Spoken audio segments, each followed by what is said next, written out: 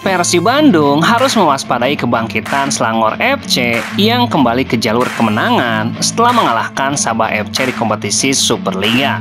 Selangor FC bangkit dari ketinggalan dan comeback usai mengalahkan tuan rumah Sabah FC 1-2 dalam lanjutan Liga Domestik. Kemenangan ini menyudahi rentetan laga tanpa kemenangan Selangor FC di 3 pertandingan sebelumnya. Selangor FC sendiri akan menjamu Persib di Stadion MBPJ Petaling Jaya pada Kamis malam 6 November. Bagi Persib, jika kembali mengalahkan Selangor FC akan memperbesar peluang lolos ke babak 16 besar ACL2. Persib saat ini memimpin klasemen sementara grup G dengan mengoleksi 7 poin.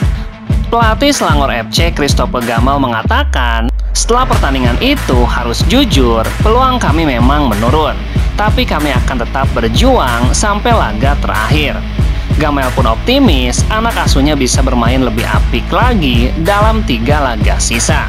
Setelah kekalahan di kandang Persib, saya rasa ada beberapa momen dalam permainan di mata kami yang sudah tampil baik dan bisa mengembangkan permainan.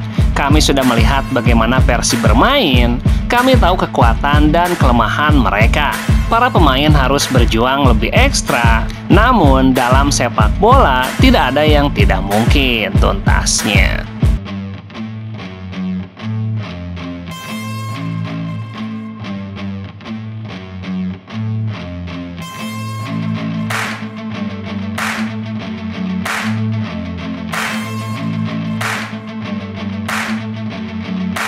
Klub Liga Malaysia Selangor FC secara resmi mengumumkan tiket pertandingan melawan Persib Bandung untuk bobotoh di ACL2 telah ludes terjual. Hal ini diumumkan langsung melalui akun X Selangor FC pada Jumat 31 Oktober.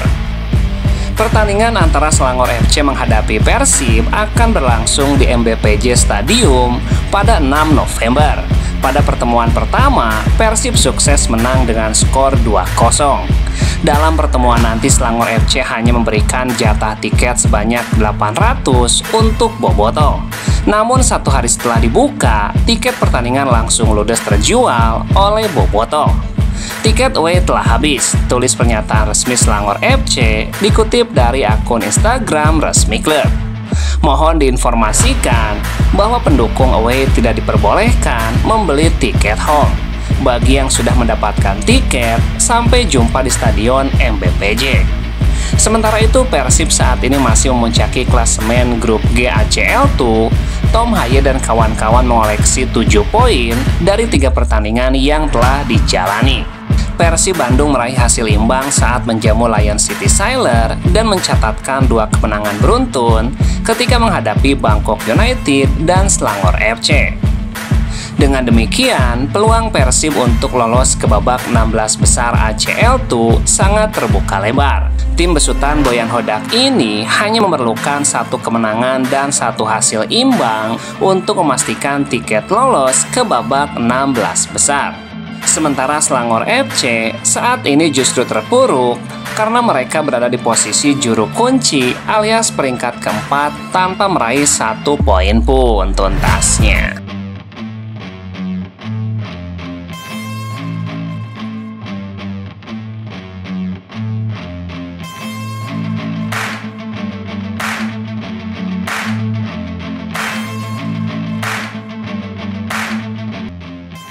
Kabar menarik datang bagi Persib Bandung. Mantan penyerang andalannya, Ciro Alves, tengah menjadi sorotan karena kabarnya mempertimbangkan proses naturalisasi dan menetap di Indonesia. Informasi ini muncul dari pengakuan sang istri, Maria Eduarda Mondadori, atau yang akrab disapa Duda. Dalam sesi siaran langsung di akun media sosial pribadinya @dudamundadori, sebelumnya Duda mengungkapkan bahwa mereka sekeluarga tengah merencanakan masa depan di Indonesia, termasuk menetap di Bandung, membuka usaha dan mengambil kewarganegaraan Indonesia. Naturalisasi apa? Kita udah mulai proses. Mungkin sebentar lagi kita udah orang Indonesia official. Dari sisi regulasi FIFA, pemain asing yang tidak memiliki garis keturunan Indonesia harus tinggal selama 5 tahun berturut-turut di negara baru sebelum bisa dinaturalisasi.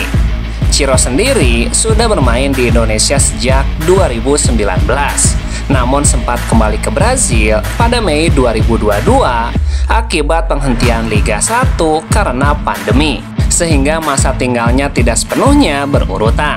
Dengan kondisi ini, Ciro Alves baru memungkinkan untuk dinaturalisasi pada 2027 mendatang, tepat saat usianya menginjak 38 tahun.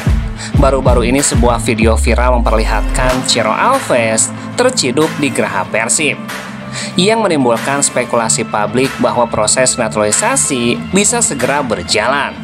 Dalam sesi siaran langsung terpisah, istri Ciro Alves juga mengatakan bahwa benar Ciro Alves kembali ke Bandung karena rumahnya saat ini berada di Bandung. Ia pun menjawab bahwa rumor Ciro Alves akan kembali ke Persib harus ditanyakan kepada manajemen Persib Bandung. Mau nggak? Itu tanyakan kepada manajemen Persib, karena saya tidak tahu. Namun mengenai kembali ke Bandung, Ciro memang menetap di Bandung tuntasnya. Hari sini dia di Bandung, tapi Persib belum tahu dong. Tapi saya tidak tahu, kita harus bicara sama admin Persib. Ya, saya tidak tahu.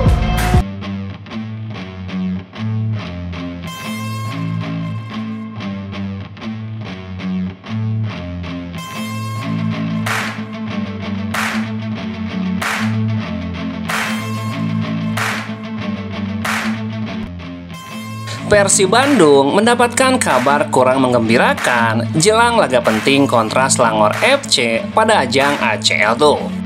Gelandang muda andalan mereka, Beckham Putra, dikabarkan tengah sakit dan harus menepi dari latihan tim pada Minggu 2 November. Padahal skuad Maung Bandung baru saja dalam kondisi percaya diri yang tinggi usai menundukkan Bali United 1-0 pada pekan ke-11.